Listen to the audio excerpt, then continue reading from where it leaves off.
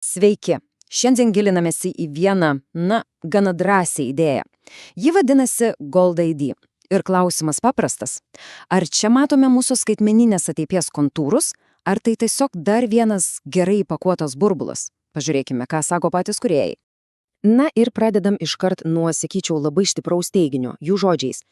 .com era baigėsi ir kyla .gold era. Wow! Tai tikrai ambicinga, iš esmės jie sako, kad esame ant naujos interneto epochos slenksčio, panašiai kaip 10-ajame dešimtmetyje. Gerai, keliaukime toliau ir pažiūrėkime, kuo jie grindžia šį teiginį, ką reiškia ta era po .com.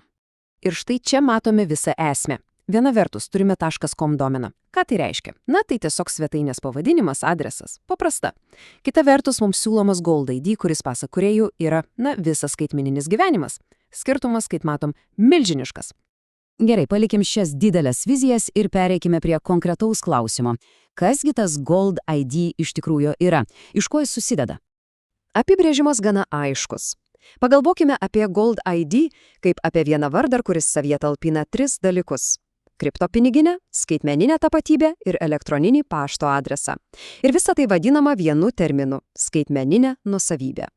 Išskaidykime tai į dalis, kad būtų aiškiau. Pirma, tai yra piniginė. Vietoj tų beprotiškai ilgų adresų tiesiog paprastas, lengvai įsimenamas vardas. Antra, tapatybė. Įsivaizduokim tai kaip universalų pasą visai WebGold ekosistemai. Na ir trečia, e-paštas. Vienas saugus adresas viskam. Gerai, bet kam viso to reikia? Kiekviena technologija turi spręsti kažkokią problemą. Tiesa? Taigi, pažiūrėkime, kokius kasdienius skaitmeninius galvos skausmus Gold ID bando išgydyti. Manau, daugam tai bus iki skausmo pažįstama. Tie 42 simbolių piniginių adresai. Ar kada nors kopijuojant tokį adresą nejautėte nerimo? Baimė padaryti klaidą milžiniška. Ir štai koks siūlomas sprendimas. Kairėje ta baisioji sudėtinga simbolių seka, kurios niekas neprisimena, didžiulė klaidų rizika, dešinėje nova.gold. Paprasta, aišku, lengva pasakyti draugai. Manau, skirtumas akivaizdus. O dabar apie kitą problemą – saugumą. Yra tokia bjauri sukčiavimo schema vadinama adresų nuodėjimu. Apgaivėjai, kai sukuria adresą, kuris iš pirmo žvilgsnio atrodo identiškas tam, kurį naudojate, ir tikisi, kad neatidžiai nukopijuosite jį ir pervesite pinigus tiesiai jiems į kišenę.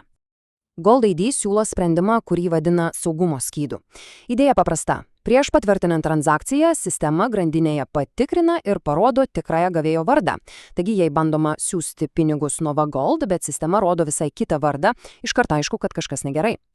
Gerai, problemų sprendimas svarbu. Bet Gold ID kūrėjai turi daug didesnių ambicijų. Pažiūrėkime, kokį vaidmenį šis įrankis turėtų atlikti jų kuriamoje WebGold visatoje. Čia atsiranda universalaus rakto metafora. Mintis tokia, kad Gold ID tai ne tik vardas ar adresas. Tai raktas, kuris atveria duris visą naują interneto pasaulį. Decentralizuotas programėles, paslaugas ir visa kita. Tai kągi tas raktas atrakina? Na, sąrašas ilgas. Pirmiausia, tai tikra nuosavybė. Gold ID yra NFT, jį galima pirkti ir parduoti. Toliau vieningas prisijungimas prie visko, žaidimų, dApps, DeFi.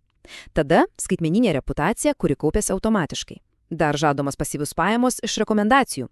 Ir galiausiai galimybė greitai pasikurti savo decentralizuotą svetainę. Atrodo, visas komplektas. Na ir dabar pereiname prie dalies, kurioje tonas akivaizdžiai keičiasi.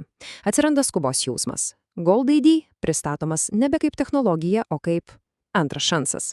Čia labai aiškiai žaidžiama praleistos progos baimė arba FOMO. Žiūrėkite, 90-ieji .com bumas, 2010-ieji Bitcoin iškilimas, o šiandien, mums tarsi perša mintį, kad Gold ID ir yra ta kita didelė galimybė. Labai aiški paralelė. Taigi, koks čia argumentas? Iš esmės tai yra raginimas užsiimti savo vietą naujame skaitmeninėme pasaulyje, kol jis dar tik formuojasi. Būti pirmiems, kol dar yra laisvų gerų vardų ir galimybių. Ir visą šį pasakojimą užbaigia, tikrai galinga ir provokuojanti citata. 5000 metų auksas buvo tik pinigai. Šiandien auksas yra tapatybė. Šie žodžiai sujungia tūkstantmečio aukso kaip vertės istoriją su pačia moderniausia skaitmeninės tapatybės koncepcija ir palieka mūsų klausimų, kaip iš tiesų keičiasi tai, ką mes laikome vertingu.